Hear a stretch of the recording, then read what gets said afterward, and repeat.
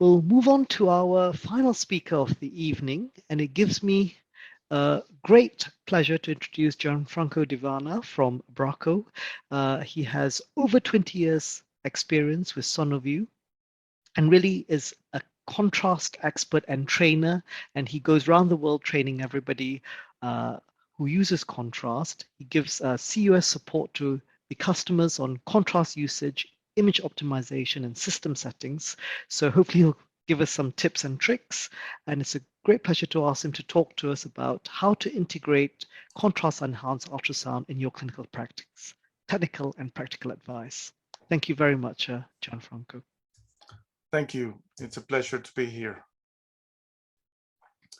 So I will focus my talk on the practical details about the contrast examination. So I'm going to give you some bubble principles. We're going to talk about settings and most of the things that are important for you while you're doing the scanning contrast ultrasound. So what is contrast media? Contrast media are gas-filled microbubbles in a phospholipid shell, so in a stabilizing shell. Ideally, contrast media has to be non-toxic, physiologically safe. The size of the bubbles have to be very small, less than 5 micron. In the case of Sonoview, we're talking the majority of bubbles of 2.5 microns. It has to be stable enough to persist during the examination, so do not break.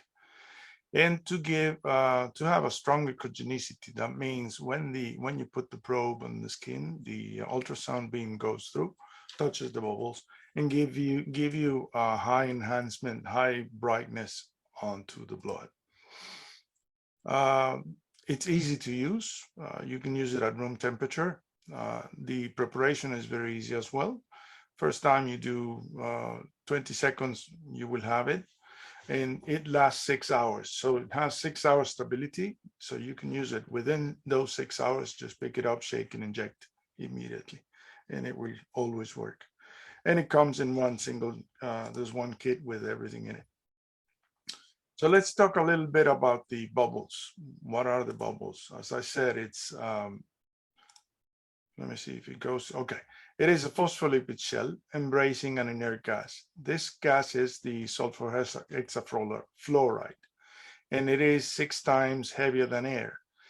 The phospholipid shell surrounding it is flexible. So the two combined are the secret of contrast media. The flexibility gives an enhancement and gives harmonics to the machine, and the gas inside gives stability in time. That's why it lasts so long. Both of those are hydrophobic. So sulfur hexafluoride has hydrophobic, so it's very low solubility in water, and that is what gives you this enhancement. So some numbers. When you do the shaking, when you do the first preparation, you have to shake the vial. While doing the shaking, you will create up to 500 million microbubbles per milliliter. That's a lot of bubbles, but you need them all. You will be creating different sizes of microbubbles. The mean bubble diameter, so the majority of bubbles are 2.5 micron, so it's very small. The volume of gas injected is very little. We're talking 8 microliters per milliliter. So in a normal dosage for general imaging of 2.4 milliliters, you will be injecting 20 microliters. That is a very small amount. The osmolarity is very close to blood, and the stability, as I said, is 6 hours. So within 6 hours, you can pick it up and use it, and it will always work. So talking about the indications, as you saw in the other presentations, all contrast media are Doppler enhancers. So that's why we're talking about Doppler of macrovasculature and microvasculature. So we're talking cerebral arteries and extracranial arteries, like carotids and any peripheral. And in the case of microvasculature, we're talking liver and breast. Oops, sorry, let me just get one. Okay. So let's talk about the steps of the whole procedure. You have two major parts. One is the baseline examination, non-contrast for the 2D scan, and the other one is the contrast examination. So while you do the 2D scan, you do the normal liver examination, you do measurements, everything you need to do. Then you find an incidental lesion, in this case, as Tim was presenting. So you're ready for the contrast. So you cannulate the vein and prepare the contrast. Then when you do the contrast examination, it is recommended to do some practice. I will explain about that. Practice your scanning approach, and then activate the contrast mode in the machine, and then inject. Obviously, it is recommended to record the clip, and then repeat the injection if needed. So talking about the preparation. It is very easy. Just follow the steps you will find in the kit. And when done, leave the vial on the table. That's because you have a gas inside and you want to keep that to the end. During scanning, so when you're ready with the machine and you're ready to inject, you just need to pick up the vial again, shake it, extract, and inject immediately. Remember that it lasts for 6 hours. So this is something that you can accomplish at any time within that time. Then it is a good idea is to practice the scanning approach, depending on the lesion position, depending on if you have more than one lesion, or to avoid also the breathing movement. Sometimes the lesion is positioned in a place where it is influenced by the breathing movement. So you have to have that, because if you remember Tim's presentation, you have 3 phases. You have the arterial, important, and late phase, and you have to document all 3. So it's better to do some practicing first in order for when you inject the contrast, you have already the lesion in first place. Talking about the respiratory interface, if you have some problems, it is better to reposition the patient or the probe, and then observe also the respiratory cycle. This case is an FNH. It's a beautiful imaging, but you see it's already in the arterial phase, but it is not in the first plane. If instead you ask the patient to inhale and hold the breath, you will see everything perfectly on the first scanning plane. And that's why you need to optimize that and do some practicing. So let's talk about the contrast injection. In this case, we recommend the fast contrast injection and fast saline flush injection. So just an example, a dosage of 2.4 ml in 2 seconds, I always recommend in the field, followed by saline flush, 2-3 seconds. So everything has to be very quick and very immediate, one after the other. This is a very old clip, and it's 4.8 milliliters of Sonoview followed by a saline. And you see everything goes very rapidly. Why we want it fast? When you do, if you remember, Tim was talking about the arterial phase, so the hepatic artery, the portal phase, portal venous, and then the late phase. You have to document all 3. If you do it slowly, you will start seeing the arterial phase, and then you will see part of that going into the portal phase, while the saline, which is taking longer, is giving you a different enhancement, and you're mixing the 3, or at least the 2 phases. That's why it's recommended to do it very fast. In 4 seconds, everything's gone. So bubbles have this peculiarity. In this graphic, you can see the MI at the bottom, and then you can see different results depending on the MI. MI is a calculated pressure that you will see on your machine. And it means just that, power to go through. So at very, very low MIs, like 0.05 or very low, the bubbles respond in a linear way. In low MI, which is between 0.1 and 0.3 in this case, they respond in a non-linear way. That means I'm sending you 20 and you're giving me 108 or whatever, something different. That is the secret of contrast media, because that reflection, that oscillation is going to give you the enhancement that you see on the normal scannings. In this example, and this is an old clip, you can see that on the MI is getting higher and higher, and then you start destroying the bubbles. Then the doctor will turn the probe 180 degrees. And let me see if I can, no, I cannot stop it. Okay, I'll let you see it again. So the MI is on the right. You see it goes 0, 60.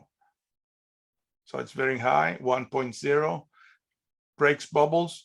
You turn it around and you see that the only size that is dark is the size under the area under the probe.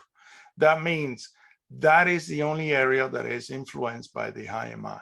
This is useful sometimes in some examinations when you're doubtful about what you're seeing. If you see brightness, if you do a flash, you will, and the bubbles and the brightness disappears, that was bubbles. If it doesn't disappear, it's tissue reflecting back. So this is a great indication of the selectiveness of the machine. So at low MI, bubbles resonate, oscillate very greatly. This is a high enhancement, and this is the secret. That goes back to the probe, and then the machine identifies that reflection and then eliminates the tissue, what is not that reflection. That's why you see when you go to contrast mode, you see very dark until the bubbles arrive. So let's talk about some of the settings, some of the practicalities. You have mechanical index, you have gain, you have focus. Those are very important in the machine. Your application specialist knows about that. And also my job is to go around and then teach everybody who's using contrast ultrasound, what is the best optimization? What is the best settings that you can get? So in this case, Bracco is offering free visits to your departments. You will have a survey at the end of this webinar. So if you need visits, you can just fill up your details, and then you will get probably contacted by them. But this is important for you to know. What is the mechanical index? As I said, it's indicative of power. So it's transmitted power, and it will destroy the bubbles if you exceed. The gain, on the other hand, is not. It is receiving amplification. It's not going to destroy the bubbles, because it's like turning on the volume, turning up the volume on the radio, and it's just receiving. So but it is very useful for you to know that once you have the TGCs, you can see it on the right, it's called time gain compensation. That is amplifying. The more you go deeper in the scanning, it is amplifying the signal coming back. So for example, if the MI is too low and you have some difficulties in the scanning, so maybe you have deeper lesions, anything in between liquids or air, or the patient is too big, or things like that, the scanning is very difficult, then you will have difficulties seeing lesions in the lower part of the or close to the diaphragm. In that case, you can adjust the MI in order to have better visibility all along the scanning plane. And we're talking in liver, we're talking between 0.06 and 0.20. This is more or less depending on the machine. Each machine has their own settings. So there's also another thing to consider. In terms of dosage, always decide based on the 2D. I normally see the 2D image and then decide what to do in contrast. Why is that? Because 2D image, if you have difficulties in 2D image, which is high power, you will have more difficulties in contrast imaging because it's low power. So you have to optimize it in order to see all along the scanning plane. So you can optimize. All the lesions will need arterial, portal, and late phase. Late phase is sometimes 4 to 6 minutes. So you need to optimize the dosage in order to have a very strong late phase. Like in this case on the right, you can see that everything is very well depicted all the way down to the diaphragm. Another thing is sometimes you have several lesions. You have multiple lesions in the liver. So which one to see first? Which one to do? Can I see them all three? Do I need to repeat? That is a good thing. The best recommended way is to focus on the most important lesion, or the one you have in the better plane, and then do the whole arterial portal late phase. Do an injection, do that one, and then do the other ones with other injections. So that allows you to have very high and very accurate information on the diagnosis and the characterization of every lesion. So make sure that you have the probe on the scanning plane whenever you do the injection. That will give you the best enhancement. So this is my conclusion. So take home messages are regarding the mixing, always shake before the use. Remember that you will need to create those bubbles, and you will need to integrate the gas inside the vial into the phospholipids, and then extract and inject. Keep the probe in line with the lesion at all time, so you have all the recordings in place. Do one at a time if you can, or at least two at a time if you have them too. And then do a fast injection. So fast contrast injection, contrast injection, and fast saline flush. Thank you so much. Thank you, Gianfranco, for that insightful tips on how best to get the most out of our study itself. So thank you to all the speakers as well for those excellent presentations. Now we're moving on to the question and answer session. Well, we haven't got any questions just yet. Our audience is perhaps a bit shy, but please type in your questions and answers now if you have any. Perhaps I ought to start the ball rolling a little bit by a first question actually to Tim. What was the most difficult thing you experienced when setting up a service in a DGH setting? What was your most challenging issue? I think there was a few, but I think probably it was convincing people that it was the right thing to do. It's and when I say that, I think it's mostly because the terms contrast and ultrasound never traditionally went together.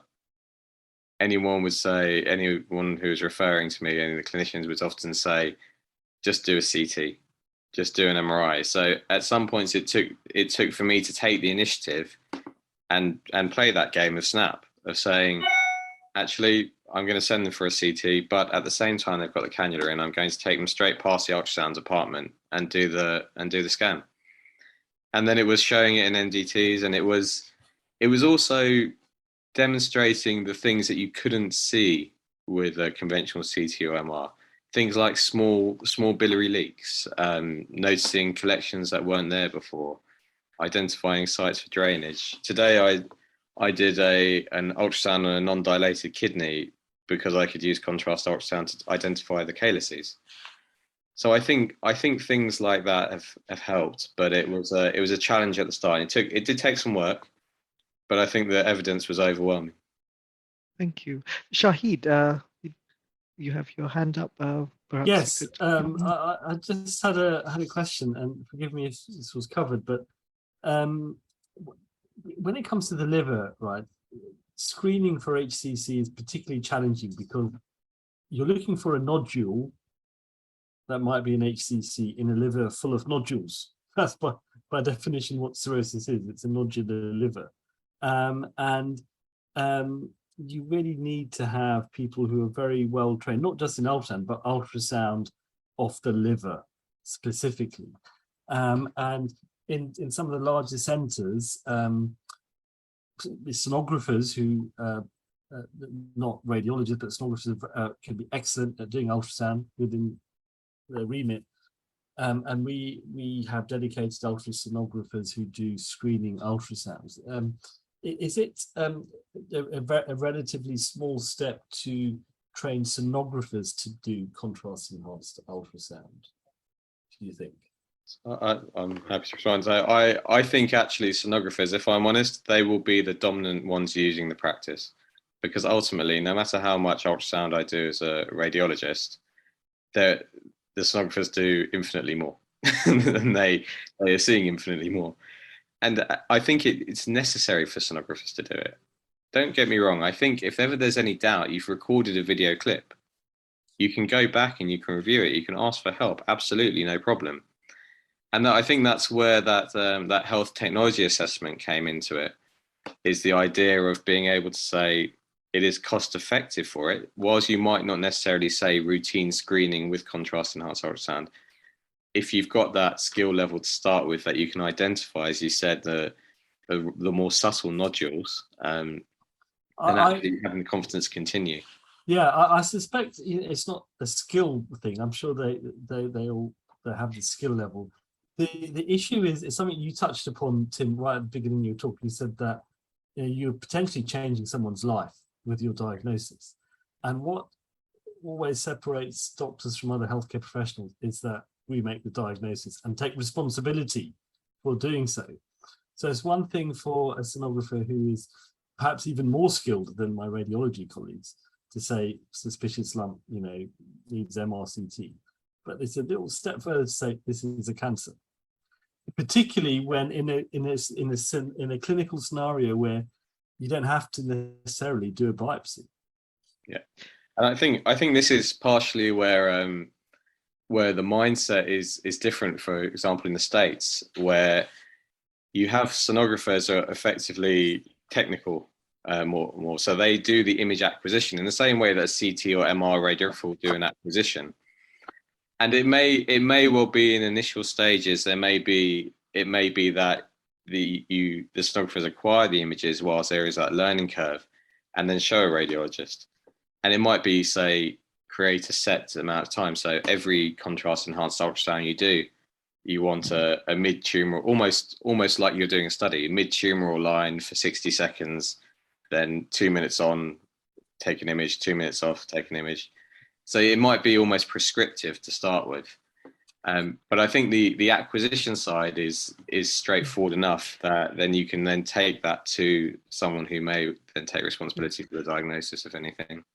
Yeah, just jump in and just say, Shahid, I think a lot of the diagnosis of a cancer or not is normally, if less experienced sonographer or even radiologist would show someone with the most experience before, and it would jointly report those scans.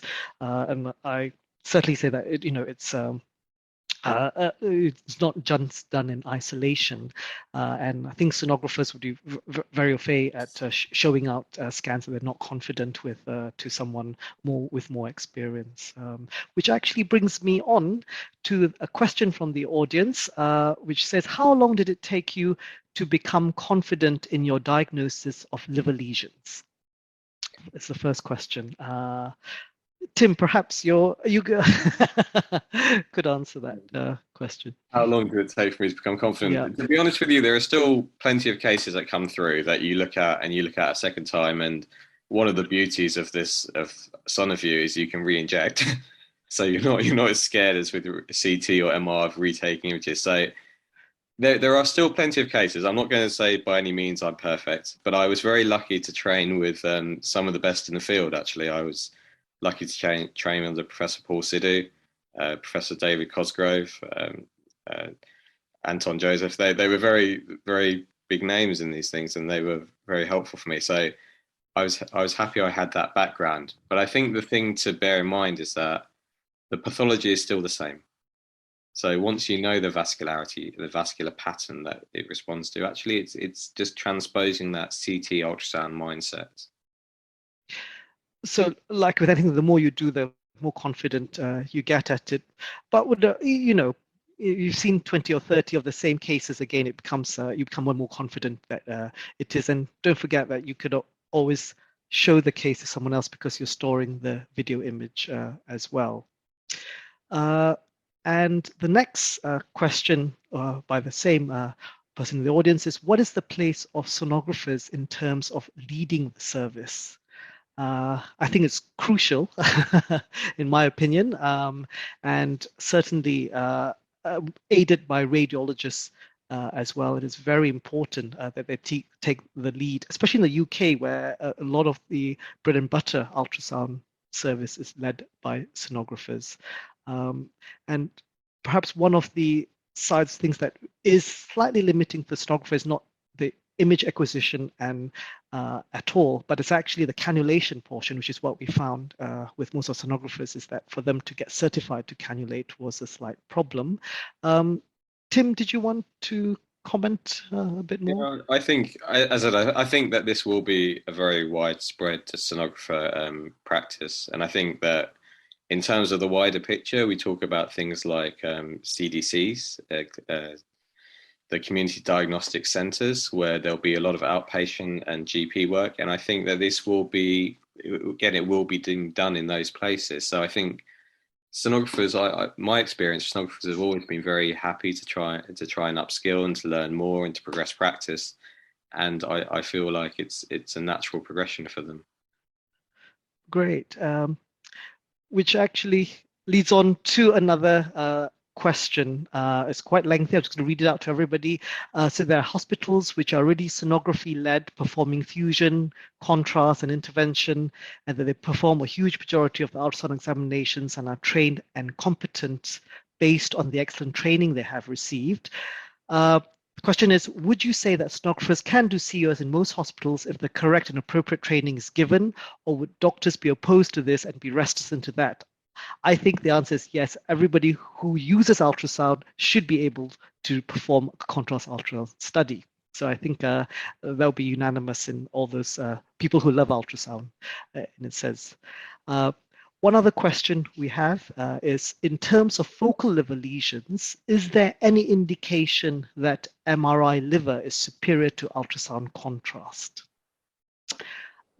I would say that they are complementary and that we use everything in our armamentarium to come up with the answer.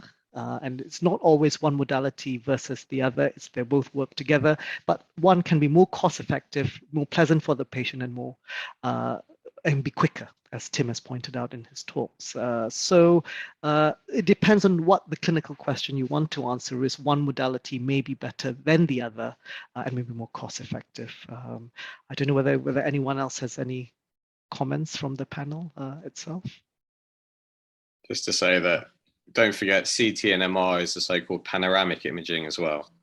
So it images the whole liver as opposed to your problem-solving technique, often in contrast ultrasound. So sometimes, you also catch your kidneys, for example, or you catch the pancreas or whatever in an MRI. So it's worth bearing in mind depending on your needs. Yes. I would just add, as a I think clinician, as a hepatologist, the ideal scenario is you discuss with your trusted radiologist the clinical scenario and what the clinical questions are, and your radiologist will tell you what imaging is best suited to answer those questions. And sometimes radiologists might have their own particular biases or their own preferences or their own expertise and might favor one or the other. But the best way, if you've got a really difficult, if you've got a complex thing, the best thing is to talk to your radiologist, is what I find, and ask them. They'll tell you what's the best thing to do for that patient. Yes, thank you, Shai. It's taken certainly at our center, it's been around for many years, and it took the best part of 5 to 10 years for our hepatologists and gastroenterologists actually to accept contrast enhanced ultrasound, and actually now it's requested as routine. So hopefully, I think when you're setting up a service, you also not only need to convince the people who are using it, but people who are going to be requesting the tests as well. Was there anything that perhaps these centers should be, how they can sort of promote it or encourage their hepatologists to be requesting it? Within hepatology, Adrian, as Tim, I'm sure you'll know, one of the issues at the beginning was, well, first it was new, and then there was issues of there was a potential cardiac signal right at the beginning, and then And then for a long time, the issue was that the HCC guidelines came out and said contrast ultrasound isn't very good at differentiating intrahepatic cholangio, based on a pretty poor paper, really. But it was actually in the international guidelines that, you know, contrast ultrasound is not good at differentiating intrahepatic cholangio versus. Do you remember that time for? So there was that period Yes. for a few, and then that went out. That went out again. But for a few years, that did warp people's minds into requesting contrast ultrasound.